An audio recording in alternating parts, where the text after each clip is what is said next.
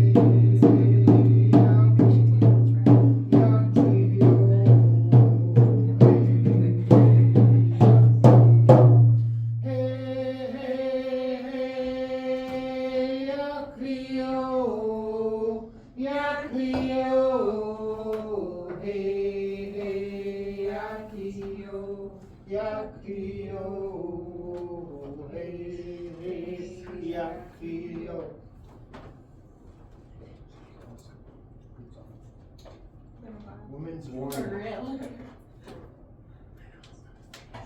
So caring for your drum, like I was saying, depends on the humidity in your house. A lot of times I'll just hang my drum about this high on the wall. I usually try to just hang it in the middle of the wall. If you hang it up high, it gets warm air and it dries out faster, and it could tighten up too much and start ripping and tearing. If you have it down low all the time, it might get too much moisture. So it might sound like a cardboard box. And And when it's like that, you just have to warm it up. And then it'll tighten up. You see people warming their drum by the fire or something? The reason why they're doing that is they're warming up and the moisture comes out of it. And as soon as it cools down, it tightens up. So that's where it tightens it up, is when you're cooling it up.